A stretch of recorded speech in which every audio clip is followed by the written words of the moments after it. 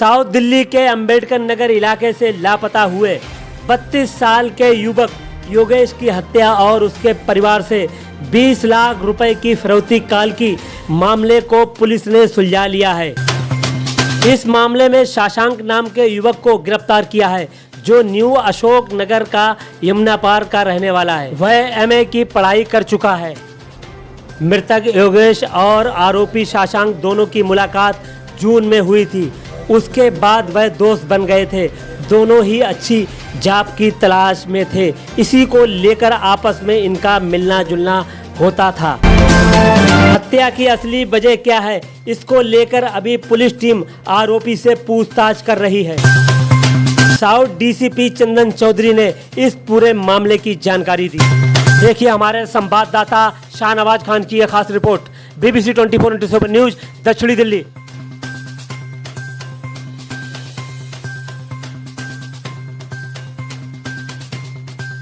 हमारा साउथ दिल्ली के अंबेडकर नगर का मामला 9 तारीख को योगेश कुमार नाम का एक व्यक्ति 32 साल की जिसकी उम्र है, वो नौकरी की तलाश में वो लगा हुआ था और उसी तलाश में 9 तारीख को ये अपने घर से निकला।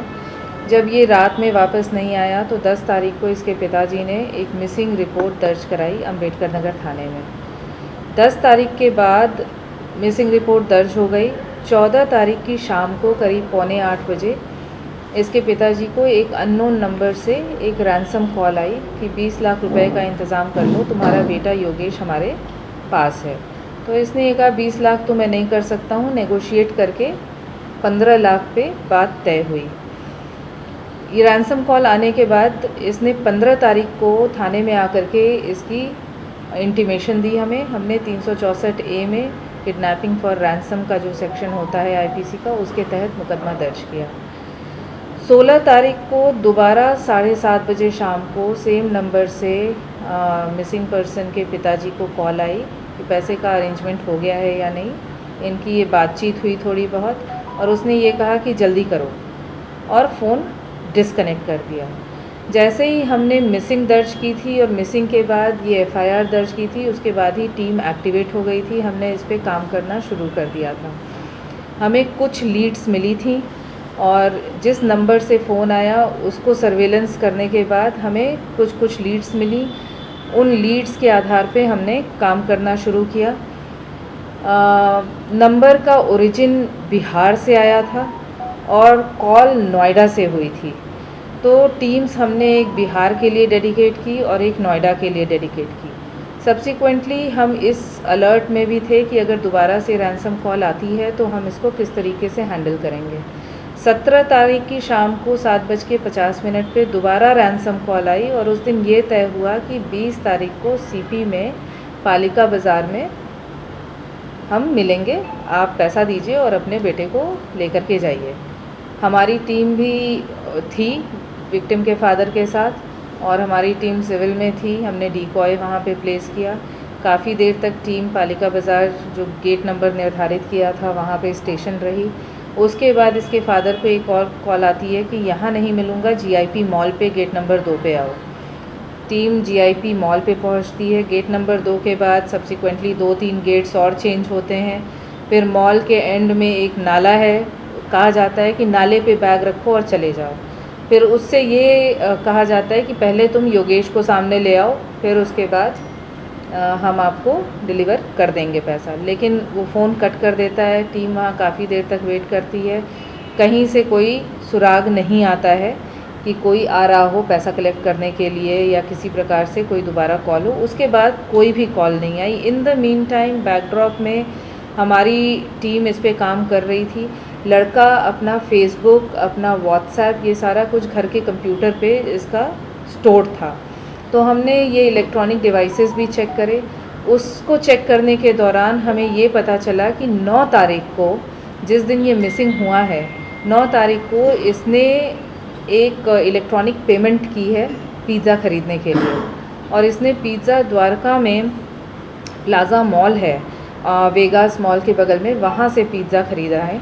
उसके बाद टीम तुरंत द्वारका पहुंचती है। द्वारका में हम टेक्निकल सर्वेलेंस करते हैं। उसमें हमें एक स्विफ्ट कार नज़र आती है। स्विफ्ट कार से दो लोग निकलते हैं, दो ही लोग हैं गाड़ी में, एक ड्राइवर सीट पे, एक पैसेंजर सीट पे।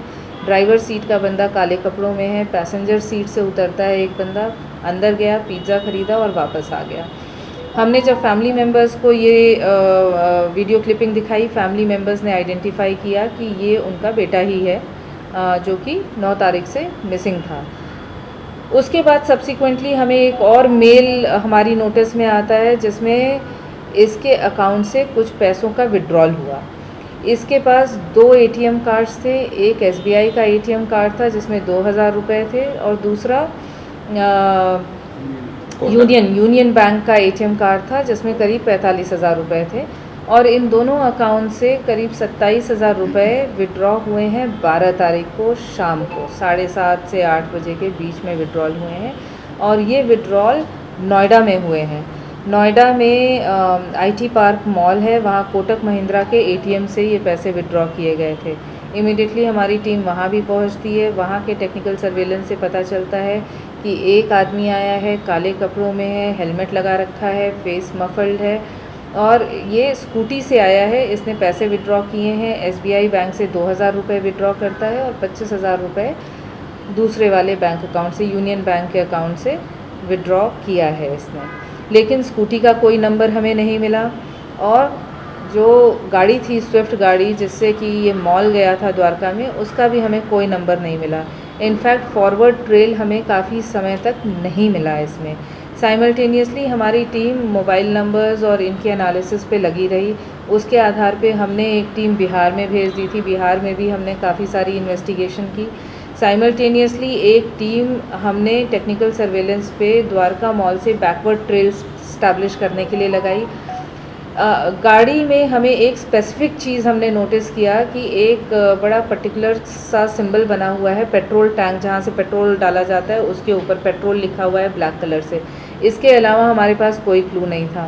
बैकवर्ड ट्रेल में फॉर्चुनेटली हम ट्रेल करते करते we could track the vehicle up to Sunlight Colony. Sunlight Colony के ANPR कैमरा के थ्रू हमें इस गाड़ी का नंबर मिल जाता है। नंबर से ओनरशिप मिलती है। ओनरशिप के आधार पे ये गाड़ी न्यू अशोक नगर के किसी एड्रेस पे पाई जाती है। वहाँ पे हमने टीम डिप्यूट किया, ऑब्ज़र्व कराया। हम कोई सस्पिशन भी नहीं क्रिएट करना चाहते थे।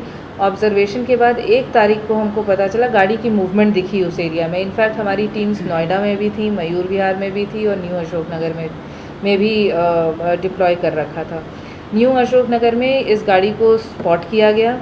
उसके बाद गाड़ी स्पॉट करने के बाद उसी गली में जो स्कूटी नोएडा में पैसा विड्रॉल करने के लिए यूज़ की गई थी, उस स्कूटी को भी वहीं पे स्पॉट किया गया।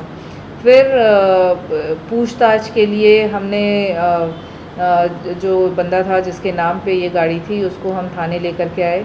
हम परसों रात में ही लेकर के आए हैं, इनफैक्ट कल अर्ली मॉर्निंग। पहले तो डिनाइल मोड में था, काफ़ी दूसरे तरीके की इसमें बातें आ रही थी। सब्सिक्वेंटली इसने एडमिट किया कि इसने 9 तारीख को ही विक्टिम को गोली मार दी। 9 तारीख को विक्टिम इसके साथ था। 9 तारीख को इन लोगों का मिलना तय हुआ था। ये लोग लाजपत नगर में मिले। उसके बाद लाजपत नगर से ये द्वारका गए। द्वारका में इसने पिज़्ज़ा ख़रीदा और जो लास्ट कॉल है, लास्ट कॉल भी विक्टिम और ये जो अक्यूज़्ड है हमारा, इनके बीच की ही बातचीत है। तो इसने एडमिट किया है और इनका बेसिकली ये 20 जून को मिले थे एक पार्टी में और उसके बाद दोनों ही जॉब की तलाश कर रहे थे। विक्टिम भी जॉब की तलाश कर रहा था क्योंकि वर्क फ्रॉम होम करता था ये, और इसकी शायद इससे बात हो रखी थी कि मैं तुम्हें अपनी CV दूंगा। बार बार CV के बहाने मिलता था। इनका जो है ये LGBTQ पार्टीज़ ये अटेंड करते थे बेसिकली। और अभी हम फर्दर इन्वेस्टिगेशन कर रहे हैं कि इसमें मोटिव क्या था और रीज़न क्या था। बहरहाल इसने गन भी बड़ी रिसेंटली प्रोक्योर किया था किसी के थ्रू। ये बताता है कि जब ये MA कर रहा था नोएडा में, ये नोएडा के एक किसी, क्या नाम इसने बनाया, माखनलाल कॉलेज नोएडा सेक्टर 2 से मास्टर्स किया इसने 2018 से 2020 के बीच। वहाँ इसकी दोस्ती कुछ बिहार के लड़कों से हुई थी और उनके थ्रू ही इसने ये गन प्रोक्योर की थी। तो we are still in the process of investigation. जैसे ही कुछ और इसमें फर्दर डेवलपमेंट होगी हम आपको बताएंगे। जो गिरफ्तार हुए हैं उस आरोपी आरोपी का नाम शशांक सिंह है। इसकी उम्र 27 साल है। ये न्यू अशोक नगर का रहने वाला है और इसने अभी इसी साल अपनी MBA कंप्लीट की है। MBA ये गुरु गोविंद सिंह IP यूनिवर्सिटी द्वारका से कर रहा था। अच्छा मैम, आखिरकार इसने मारा क्यों उसको, क्या वजह क्या रही? क्योंकि फिरौती की रकम मांगी गई थी, लेकिन फिर गोली से मारने की वजह क्या थी? एक्चुअली फिरौती की रकम तो इसने डाइवर्ट करने के लिए किया। इसने मार तो दिया 9 तारीख को ही। फिरौती की कॉल शुरू होती है 14 तारीख से, तो इसने पहले ही मार दिया था। और इसको इतनी समझ थी, इसको थोड़ी लीगल समझ भी है, तो इसने साइट पे जाकर के चेक कर दिया था कि मिसिंग पर्सन्स में ऑलरेडी पुलिस की नोटिस में आ चुका है और लीगल एक्शन लिया जा चुका है। तो इसने पूरा डाइवर्ट करने के लिए, क्योंकि मिसिंग में इसने इसका नाम देख लिया था योगेश का, इसने डाइवर्ट करने के लिए कि मर्डर से ध्यान हट करके किडनैपिंग की तरफ चला जाए, इसने ये कहानी शुरू की और 2-3 बार इसने किया। योगेश जो है उसके एक बच्चे हैं। जिस दिन वो जिस तरीके से योगेश की वाइफ से मेरी बात हुई कि वो जो है सुबह जॉब के लिए निकले थे और मूलचंद तक, मूलचंद से किस तरीके से, क्या योगेश की वाइफ उस दिन घर पे थी या नहीं?